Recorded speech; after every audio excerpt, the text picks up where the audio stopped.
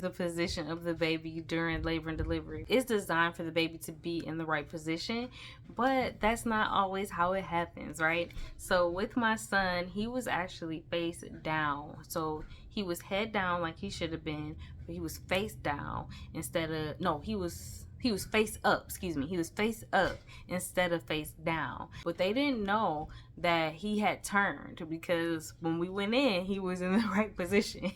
But by the time he came out, he was turned. How does that affect you? It actually made a difference with pushing. I had a really hard time pushing him out.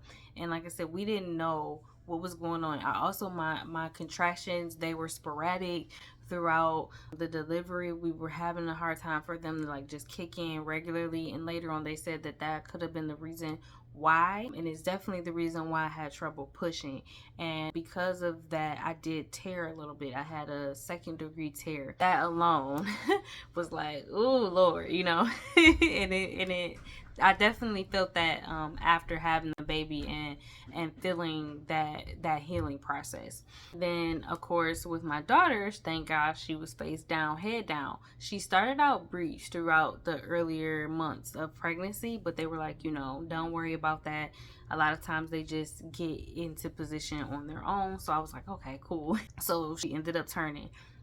Throughout the labor though, I think she was turning face down to face up. And you know, with that, the labor sometimes can feel, you know how they say that back labor, it's like, it just hurts. It's like it's an extra added hurt, added pain in your back. So I had that with Darren, with my son, but with my daughter, it was just like sporadic. So every now and then I would get that pain, and I told my nurse, I'm like, you know, my back is hurting like during the contractions and stuff. And she's like, oh, maybe she's turned. And I'm thinking, like, when she said that, again, I had the opportunity to get fearful, because you know I'm going back to how it was when I had my son and how hard that was. It was so hard to push, and I'm like, Lord, I don't want to go through that again. I don't want anything to go wrong.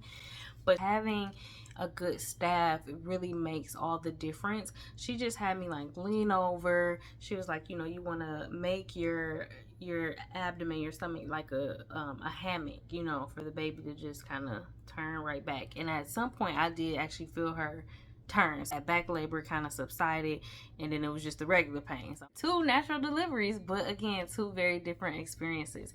And just a quick tip for you guys, that was told to me: make sure that you're not leaning back, like while you're pregnant, leaning back like in recliners or laying down on your back too much, because that actually makes the baby look up, and they may, especially if they're breached, they're more likely to, they want to stay like that. So just keep that in mind. And for me with Darren, I did do that quite a bit, like, you know, leaning back in recliners, because you're thinking that's fine, you know. So towards the end of my pregnancy with Raina, I didn't do that. Even in the bed, you know how you can kind of lay back, I really tried to avoid that. And my husband, he was on it. He was like, hold on, you're not supposed to lay like that.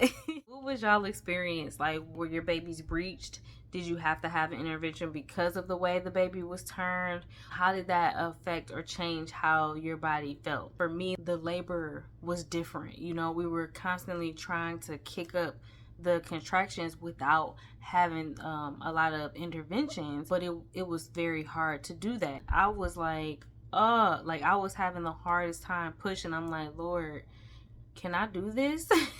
With my daughter, we were able to get consistent contractions, and the pain was different. You know what I mean? It was very different. It was a little bit more intense, I'll say. But I didn't have that pain during pushing as much. It was still challenging, but I was making progress. You know what I mean? I was making progress with pushing her out a lot sooner. And I was able to push her out, from what I'm told, it was probably like less than 15 minutes. With my son, I don't know how long it was, but I know it was probably longer than that. Let me know in the comments what your experience was, and I'll talk to y'all in the next video.